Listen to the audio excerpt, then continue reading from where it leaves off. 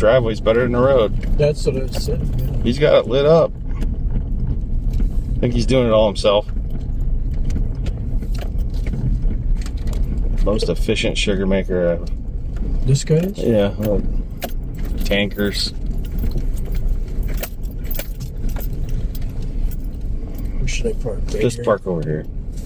Where it's dry? Yeah, out of the way. Park right here. Yeah, man. Oh, he's got an RO in there. Sweet. We made it. Hey, how we doing, fellas? Good. Good. Pull right up in there. Okay. Pull right up in there. I think we've been to Sporty's. How's it going? So he's got a generator.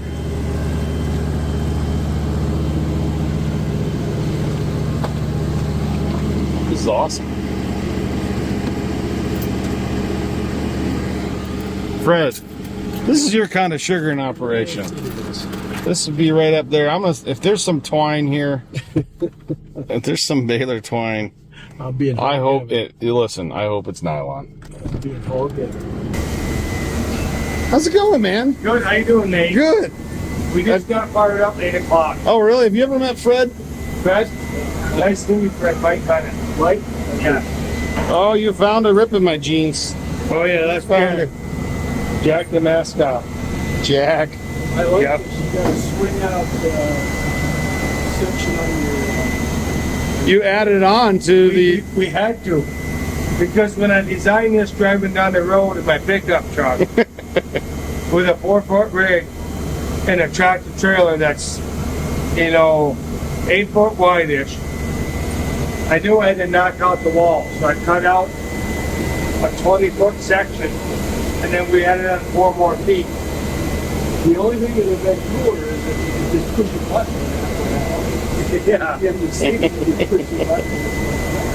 We've had half a dozen engineers volunteer. That one of them. No. We've been making it work. So, how much syrup do you put out of this operation? Well, right now we're at 12,485 gallons this year. So, you've made 3 semi-truckloads of syrup? We back our semis tight. Gotcha. So we're on our 3rd one right now. I got you. And it's all good table grade syrup. Has it changed on you yet? No. Wow. It's because the snow on the ground's keeping it Yeah. cold. Every week it seems like we get a snowstorm here. The last 3 weeks. It was just enough to keep us going. I got just over 29,000 here that come right to here. I got a neighbor just down the road, less than a mile, and he's got 3,200. So I say we boil from 32,000. It's about where we are. Gotcha. You got a sample from every drum here? I do, yeah. What's the bell when you finish a drum? Yes. That's genius. Every time. I don't know what. Listen, great minds think alike here. I ring my bell 3 times a year, and you ring it 1,000 times a year.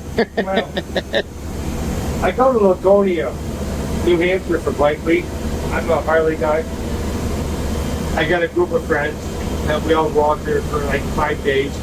And when you go out there and you buy a new motorcycle in Laconia, New Hampshire, you ding a bell. And a couple years ago, I brought that back to my sugar house. And I says, I gotta do something different. So I went on eBay and I bought this bell. So every time we go to the drum of syrup, we ding the bell. Awesome. Yeah, this is how we make syrup in the trailer park. Well, when I told Fred it was a trailer park, we didn't see any Pittsburgh Steelers flags. No. No. I was expecting to see some Pittsburgh Steelers flags in a trailer park. Yeah. I'm a Browns fan, so I have to say that. Yeah. Oh yeah.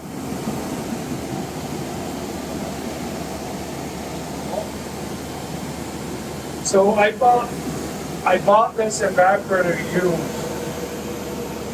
10 years ago from a guy out in St. Lawrence County. Isn't that where we're at? No, we're in Clinton County right now. Okay. little bit west, Jimmy Woodrow. I bought this, and it was used. It's a 4x14. And I was just thinking earlier today, we probably put 125 to 135,000 gallons of syrup across it. Wow. And so you got a broken. It's just ready to. It's just broken in right now. It's like Yeah. my Chevy. Yeah. But you see, when I brought it in, I didn't realize the feed was going to come in so high. So I had a tank back there. I was going to pick up in the air, but I couldn't get it. It was too big to put in the air that high. So I had to call CDL and have them make me a custom tank within a month. Are you rotating, switching sides in your pans? No, I don't switch sides on pans. We got a big boil, and I say a big boil is over 600 gallons. I'll switch pans out. You got extra front pans, I'm sure. I do. And then I got extra front pans because we have mistakes happen all the time. It happens to me. Very hot. So, is this drop flue or raised flue? Drop flue. This thing doesn't owe you anything. No, it's paid for itself. It's super clean in here, man. Well, we tried to. Did you clean for me? Not well. I'll be honest with you. I cleaned the hood. Good. For you. Yeah, I feel special now. You know, and we were just in the back flue pan less than an hour ago because we got a lot of nutter right now. We're making. We get the chips Oh boy. that break off. So we got jacks, custom made jacks. We chipped the flue pan sideways. Got in there with a hose. The hose wasn't up, so I got my gas-powered high-pressure hose. Made a big old mess back there. But we did push the chips out. So these filter trusses were custom made. I built them myself because I need a 15-inch press. I don't want a 20. But back when I used to work with Mike Parker, 20-inch presses, we were younger and stronger. It was a competition to take the plates out. I'm older now, I'm smarter. And I don't have the space for a 20-inch or a 15. So I took my 10 and I pissed them off. They mattered, right? Oh, you added to them. I did. So you could only buy like a 7-plate press. Yep. So I added 5 more plates. I had to lengthen my rods. Add a little support there. Yep. I had to lengthen my pan, my drip pan, and then we got them in here, and they were wanting to tip over. So then we took them back to the shop, and we lengthened the frame on them, so they get a longer footprint, so they're perfect. You know, I've never seen something like this. I think Yeah. you're the only one that's got one. Right, and I talked to CDL and say, why don't you make a bigger press? They said, we don't know why.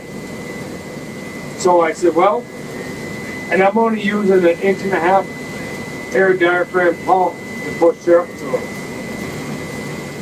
Now, how you're running on a generator, so you're off grid. Off grid. So you're running diesel right now just to run your generator. Yep. I want to check my syrup. Oh, that's right a now. good stream there, buddy.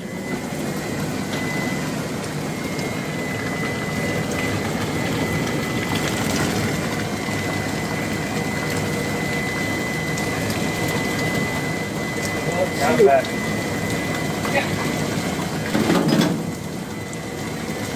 Cool. So tonight we're going to start with a used press. We got 2 drums to it already. So when we start this press, I know my formula of taking 3 5-gallon buckets, 3/4 away full. We put them back in the flue pan, and then by then we got syrup. Then we can put it right to the drum. So you're talking about DE, or you're putting hot syrup in the buckets? You know, last night I put like 25 gallons of raw water, permeate water through it, So you're not starting up with a sticky press. Right. Gotcha. Exactly. I think that's a secret to restarting the press, because I talked to my neighbors and they have trouble restarting the press. I said, you gotta put water through it so you don't have all that cold syrup in your press. You got water to get things moving. And then when you clean it out, you're gonna watch the water come out. As soon as it turns colors, stick it back in the flue pan. Yep. Gotcha. I try to recapture every type of sugar I can. Absolutely, man. She's got a good rumble going. Yeah. So, the funny thing about this evaporator. You're the rumble controller? Yeah. So, she's my float box. Okay. So you come back to the evaporator, so where the concentrate comes. You're the automated float box? Yeah, I am. You want me to Stairmaster? We have no float back there Oh, I got you. because I can't keep up with it. So this is our float, is the going in the preheater, the bypass. Gotcha. It is, yeah. That's how Yeah, we can must keep, go around. because our head tank ain't high enough. Because I live in a trailer, and I had to realize when I put that tank in at a certain height, I still had to get my body in there to wash that concentrate tank every night. Yep. So this is what the consequences are. What about a lift table? Little hydraulic lift table? No, I'm not into that. I'm not an engineer that part. Well, it's too much. Something could break. Yep. So So you make syrup so fast off this rig, or is it head pressure, or both? I think it's a little bit of both. So you have no float in here, No flow. and you're walking around calm. Yeah. Because people that have a real sugar house, I would be bored to death. Right. Making syrup is very boring, but I know that's the other side, the profitability side of sugaring, but by the real sugar house, I mean, this would be easy, quick and Well, what's I hear a pump or something. yep, transfer pump. Is that what that is? Little So- transfer pump? We still got that coming in. Okay, so in that tank back there, Nate, Yep. it's coming off the RO about 22 grand. I got you. Looks like it. This tank was supposed to be up here, but my engineering that I did in my pickup truck didn't work out. So we had to put this, we got a transfer pump down there, put a pressure switch up there with a little float, like in the back of your toilet. Sure, sure. And that just kicks off and on with So about- this guy pumps up Yep. when the float hits, and you're just double checking. Yes. Okay. It doesn't Because always sometimes the float switch doesn't quite work. Sure. What's your name? Trisha. Trisha, I'm Nate. Nice to meet you. So we got sap tanks here, sap tanks here, vacuum pump running.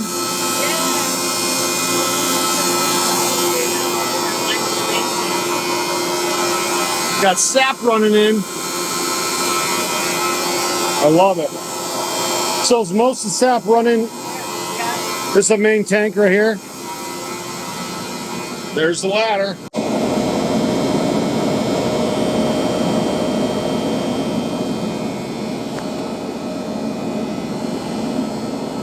That just must be the vibration. Air tech.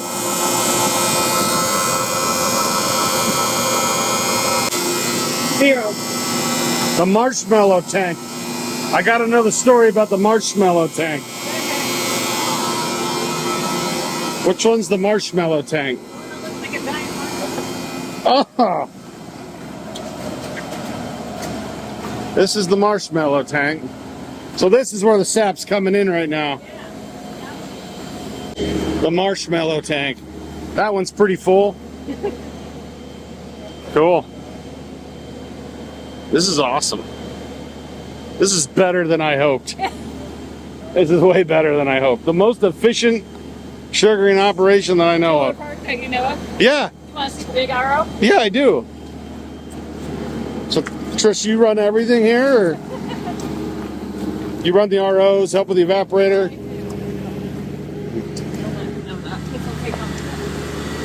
There we go. Oh, this is Andy. How you doing? Good. Danny, he'd like to talk to you. How you doing?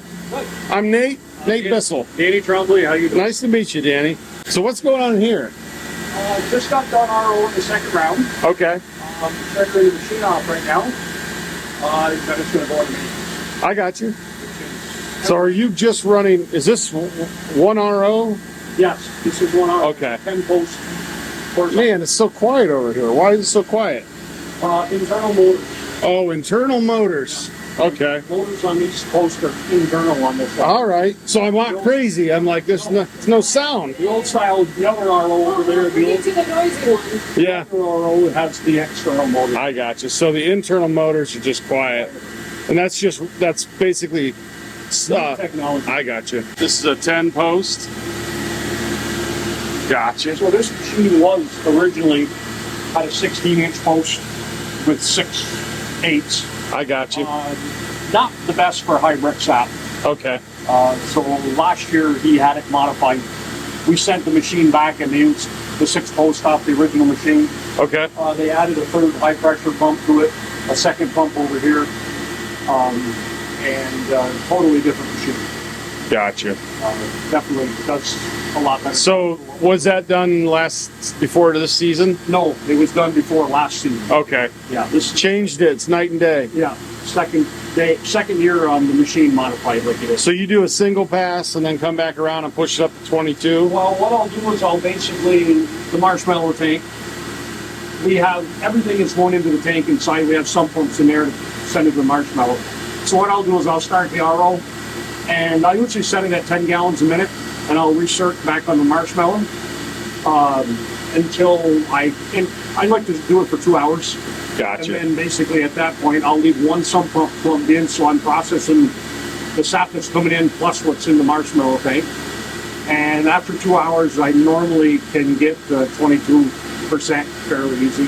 So how many people are on your team to do this? Me. I mean, like, who's in the woods? Is it all of you? No, Chris Mills, who has a landscaping business.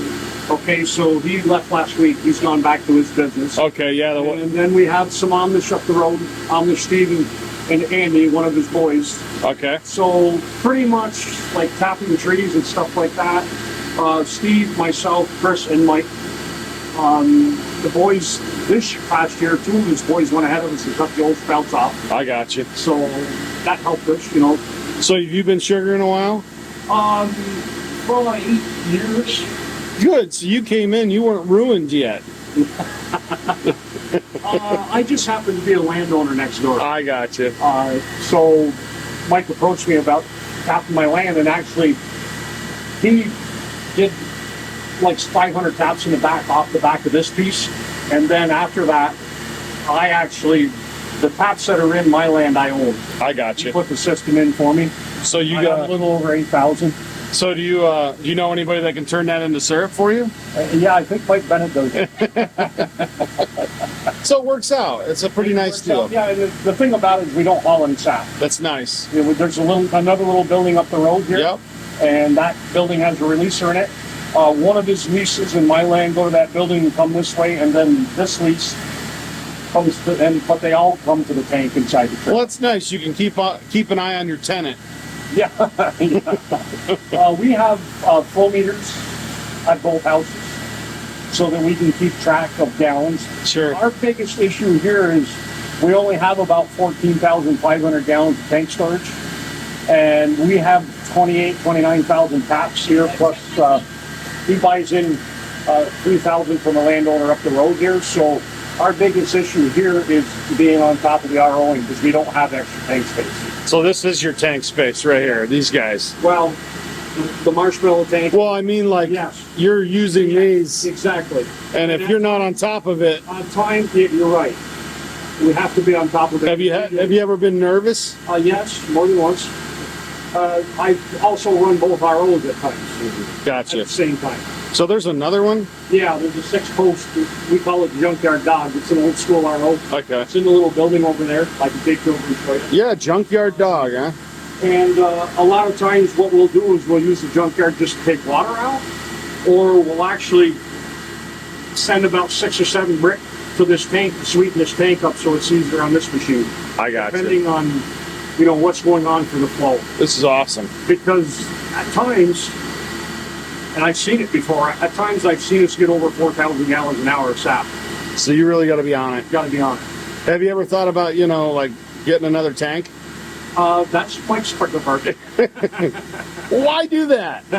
Just make your life stressful. Well, I don't know. I mean, I don't sleep the best, so I'm up at 4 or 5 o'clock in the morning every morning. Gotcha. We can monitor tanks. I can monitor tanks through my phone. Everything Sure. is monitored. All the vacuum is monitored in the woods. Now, when you started, was it that way? No. Isn't No, that nice? Yes.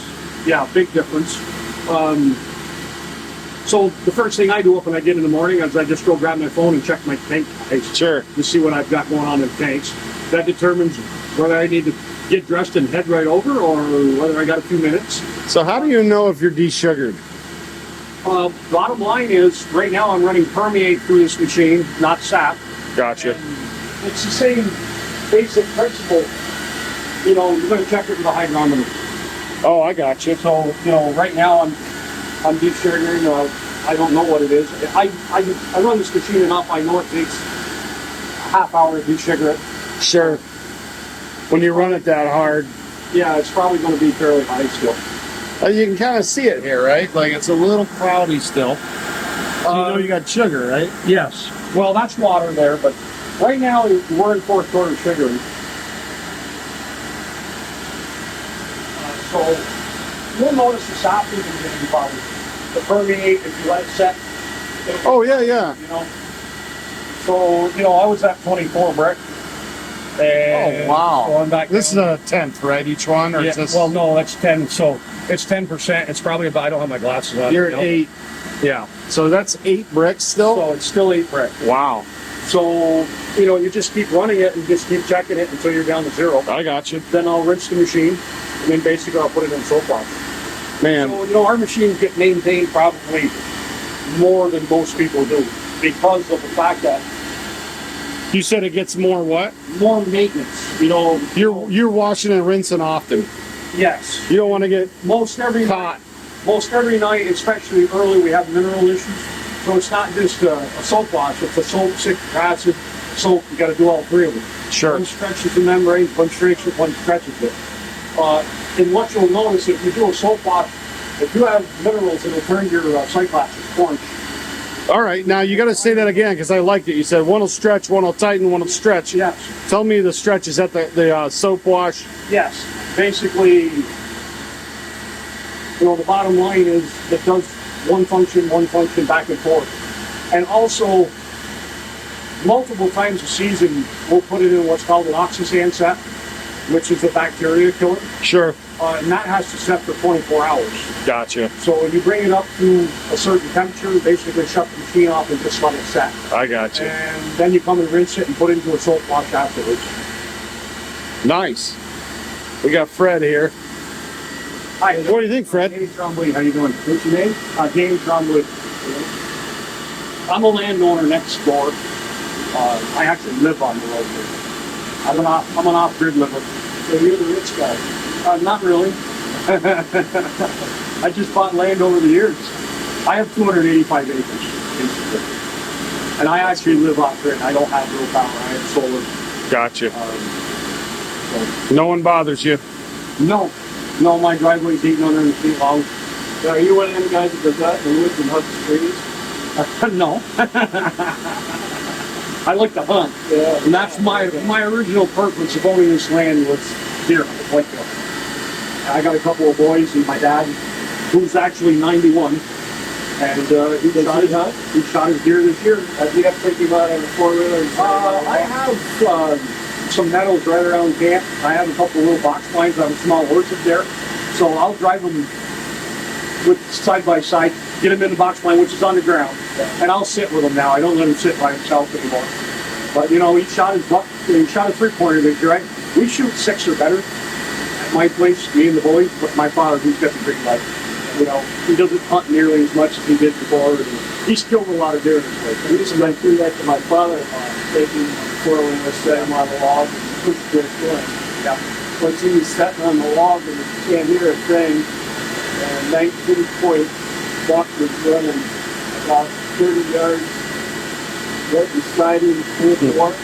When he finally saw it, he pulled up and shot him. Oh, really? It's a funny story because my dad's got Parkinson's. So, you know, it takes, you know, at certain times when he tries to start walking, you know, he gets locked up and stuff.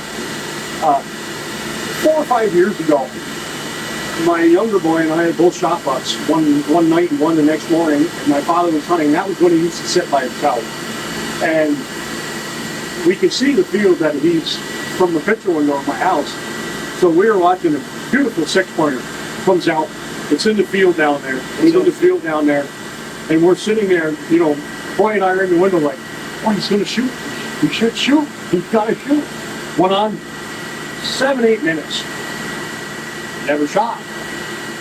Comes in at dark time. I said to him, I said, how come you didn't shoot that buck? I mean, it was a nice buck. There was no buck out there. Now I have a game camera in the field. I went and got the game camera and pulled the card up.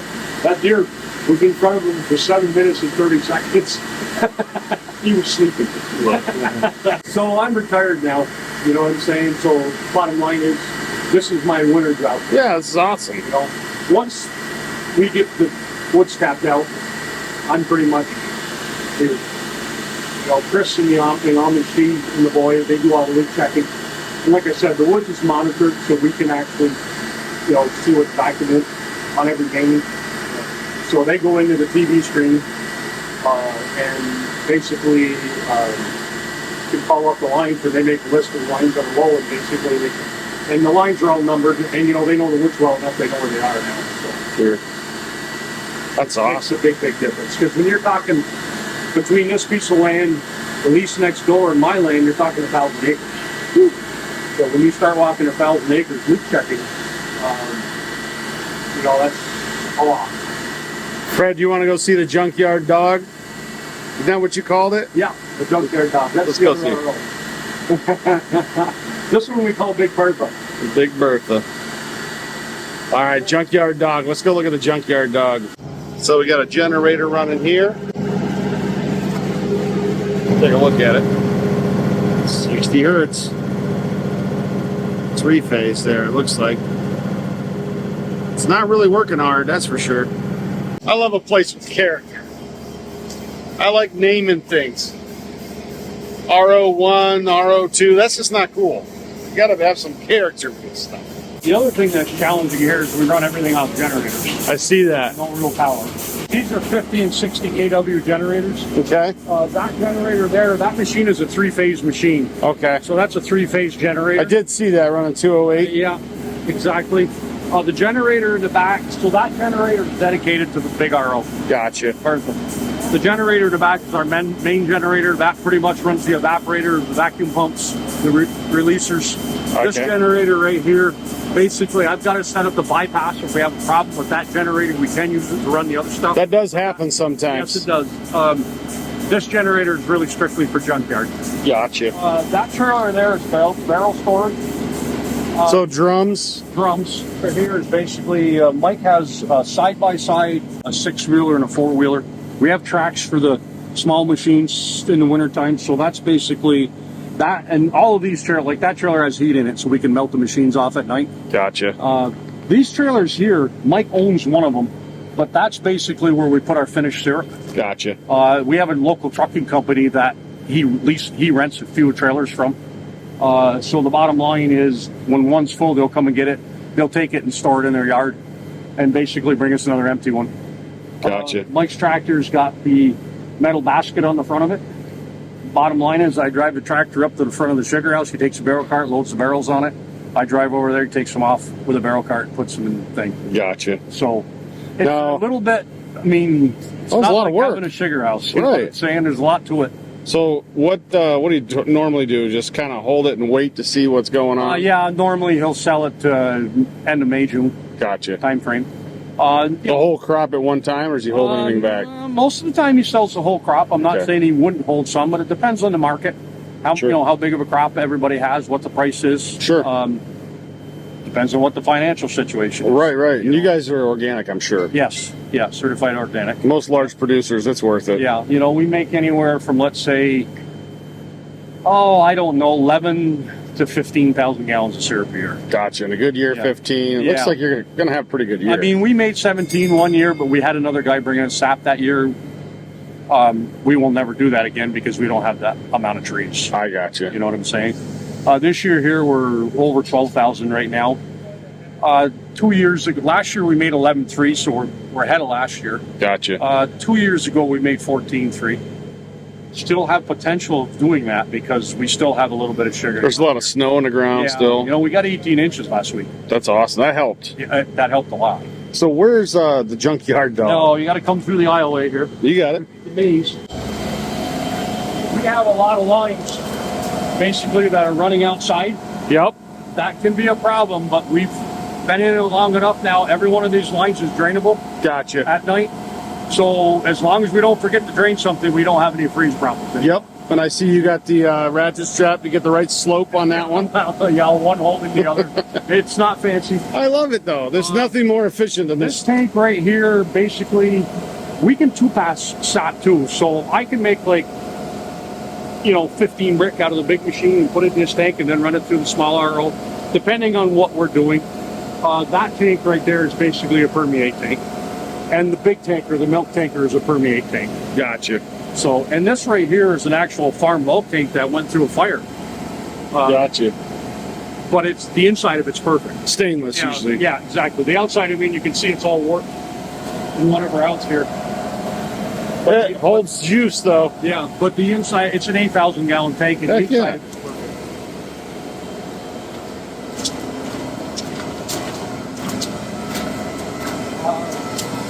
That's the releaser for this area, for this side of the land. There's a 6,800 gallon tank in this trailer here. So all the sap that comes in from both places comes to this 6,800 gallon tank. And you pretty much ran through that tank, right? That it was full. Today? Yeah. Yeah. I won't start Bertha unless I have a full marshmallow, Gotcha. because it's not worth starting. That's fair.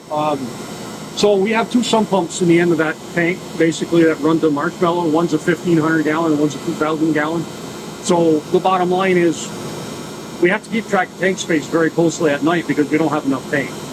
So, and there's times where we'll start junkyard and just leave it run all night, basically just to take water out so we have enough tank space. Gotcha. Now, what is the best trailer park joke you have? Don't fall. Yeah.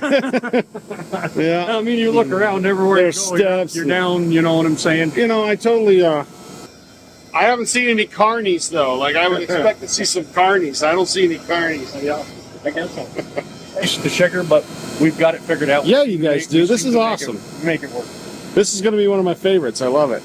Okay, so I'll take you through the junkyard. Front pans. Mike has 3 sets of front pans. Yeah, you got to keep going. Yeah, at times, tough one. You know what I'm saying? At times, after about 10 drums, you need to change the front pan. Gotcha. We actually have a brand new set leaning on a wall in there right now that we haven't used yet. Just burn one up before you do that, Yeah, right? well, these have been, I mean, if you I see they're a little toasty. you know something. You guys have never burned a pan. Yeah, I know that. Mike tells me you're not a real sugar maker unless you burn the pan. I know. Well, you're not a real sugar maker unless you burned a pan and lied about it. Yeah, well, that's all right. This is junkyard here. We've got questions. So how come we like to run this one? Oldie but a goodie. We run this one early season when we don't have a lot of sap. We're running on days where we can't take care of all the sap coming in with the 1 RO. This time of year, once we get into real roll, we don't run this one as much. You know, bottom line. And this machine right here, I've set this machine at 450 pounds and ran it 36 hours straight before. Wow. It just keeps going. You know what I'm saying? So it, and it's got 6/8 on it. See, RO to 22 with this one too. yes, oh yeah, yeah. I can't RO to 22 with this machine without recircuiting on itself. So what I would do with this machine, if I was running it by itself, I'd put I can make 13 or 14 brick. I'd put it in the tank on the deck, and then basically run it back through afterwards. And at that point, if I put 14 to the deck, I can make 20 gallons a minute with this 22 brick. You know what I'm saying? So, you know, we can use it. Yeah. And They say it's a lot easier if you run less, instead of trying to do it all in one pass. I don't ever try to do it one pass. Bottom line is what I like to do is, like on the big machine, I don't like to start that RO unless there's at least 80 or 90% in that big tank. Because that thing will take out 3,600 gallons an hour of water. You know what I'm saying? So I don't really like to start it unless I've got a tank full. And I'll also leave a sump pump plugged in, and what we got coming in, so I'll keep the inside tank empty at the same time, and you know, do that. But I like to recirc on that south, like I'll put it back to the marshmallow instead of sending it inside. I like to do it at least 2 hours, and what that'll do is that sweetens that tank up for you, and then it makes it a lot easier to send it inside at not 2 gallons a minute. I can send it, you know, depending on how it's coming in with one sump pump, I can send it inside at 10 gallons a minute. You know, if I recirc. That'll stay ahead of the. It takes about 6 gallons a minute to stay up with the rig. That rig right there is, it's amazing what we put across it, because it's only supposed to be able to do like 38 gallons an hour, and I've seen us do 70 with it. And it all has to do with the rear. Oh, you're talking about syrup production? Yeah, syrup production. Yeah. Yeah. Yeah. Speaking of which, I gotta try some. So this, like I said, this machine we call a junkyard dog. Very durable machine. It'll run and run and run and run and run and run and run. It's not finicky. So you just throw a raw hamburger in it. Yeah, oh yeah, yeah. And every building Rotten now, Fred. every building now, I mean, I put heat in all these buildings. I'm an electrical plumbing heating contractor, what I was. So, you know, like before there was no heat in any buildings. You had to worry about stuff freezing. We had frozen lines outside all the time. We had frozen stuff inside. We had frozen releasers. You know what I'm saying? Hey, good. That's not fun. It's not fun. So now every building's got heat in it. And bottom line is, unless we make a mistake, we usually don't have anything frozen. But anyway, anything that's green is You're where good. it's supposed to be. And then you can set differentials. Some of these sensors are not reading right because you can see it's been 5 hours since it's picked up. So Most of frustrating. the time that's a pitch problem, or you got to put a repeater in the woods, and we've been working on that. They're not Sure. foolproof. So all the D lines are mine in my land. Okay. And then the V lines are the lease next door. And then the A, B's, and C's are this piece of land. Good mid sensors there. Oh, yeah. So what's the average vackies running? I see 28, 27. Yeah, 28. We shoot for 28. You know what I'm saying? I mean, you can't, this time of year it gets tough because, and not only that, we've had some terrible weather this winter. You know, we put the woods back together 3 times. You know? Oh, you had some trees falling. And, Yeah. So, you know, you run down. So this is a big tool for the guys. Oh my, yeah. And then for me, this is the tool that I use the most. Yep. Because I can actually, I live just up the road here, but I can actually monitor tanks on my phone from my place. So Yeah. when I get up in the morning at 4 or 3 or whatever time the hell I get up. Have you ever guessed wrong, or do you have an alarm? There's alarms on these tanks.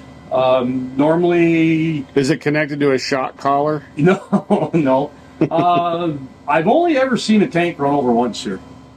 And it was only for just a few minutes.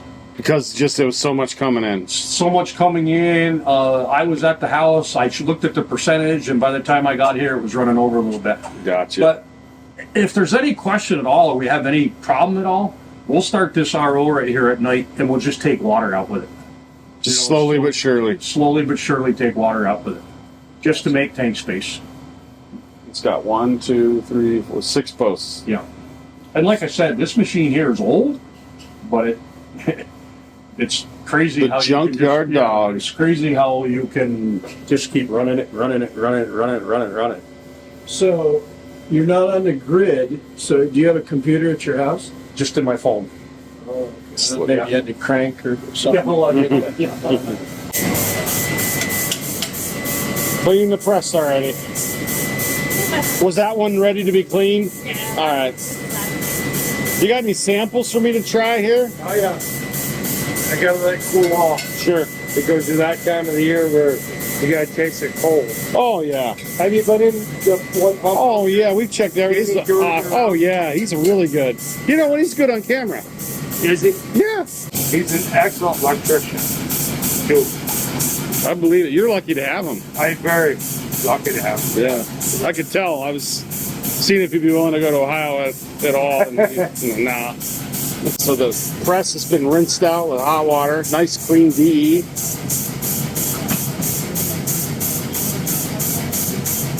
We figured out when the press is full like that, you make a square, and it helps push out the DE just a little bit easier. Oh, sure. Smart.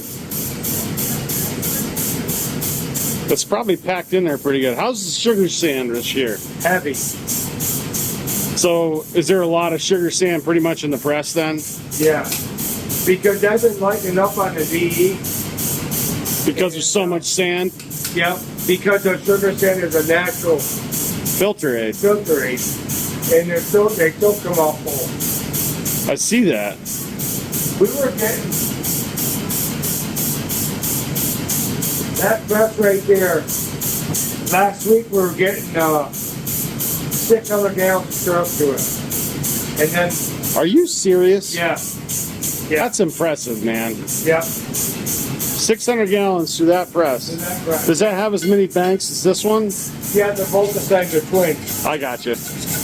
Everything I do will get doable. Duplicate.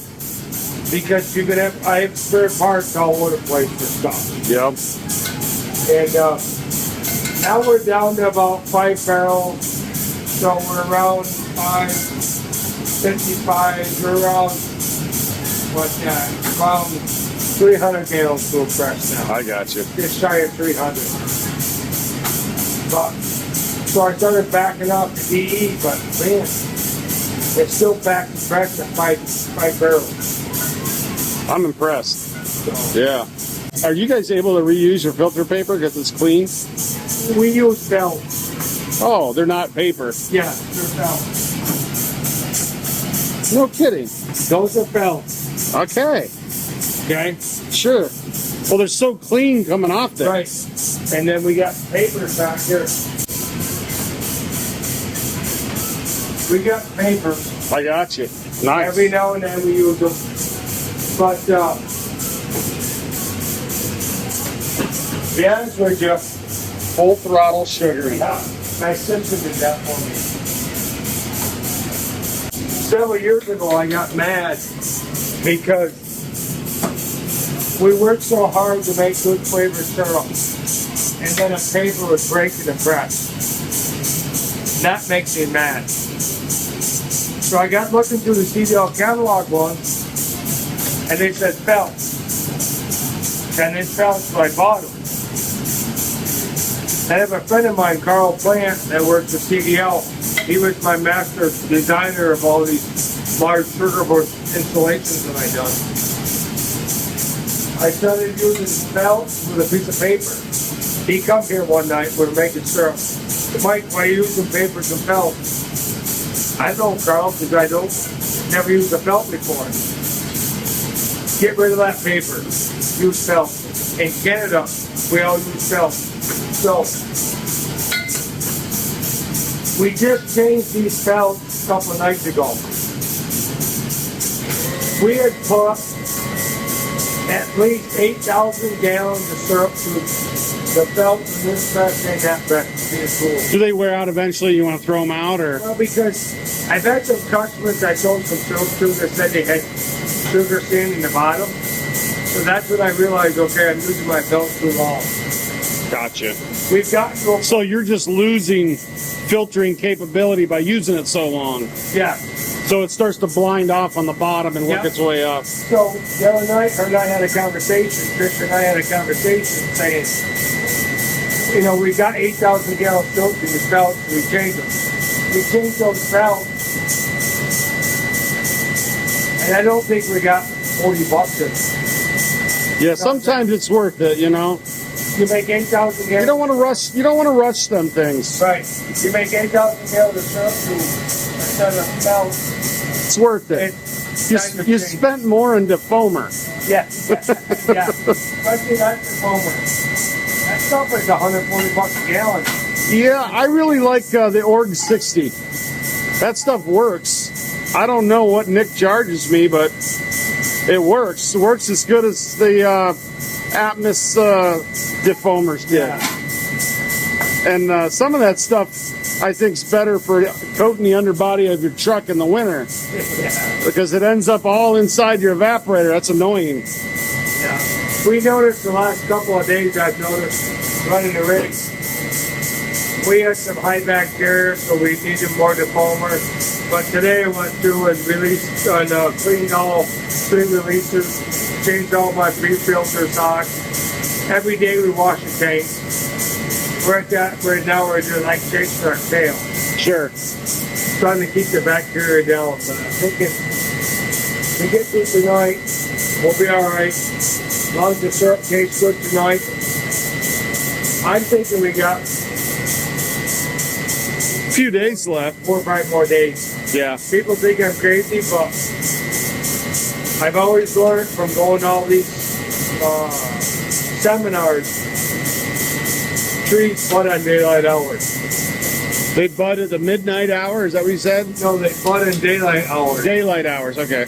Longer daylight hours, they bud. So If it's cloudy, that helps you. it does. I love clouds right now. I hate sunshine. And Today, if everybody's happy about the weather, you're not. I'm not. Yeah. I loved it yesterday to see that total eclipse. So here's something else I got for you. Total eclipse syrup.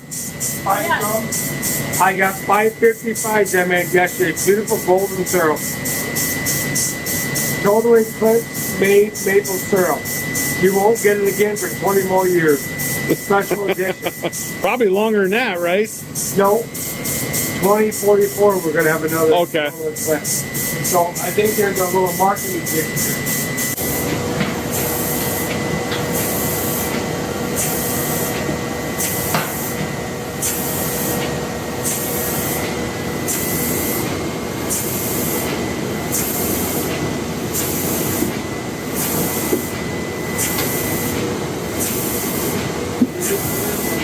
That's nice and cold. That's cold. All right. Cheers.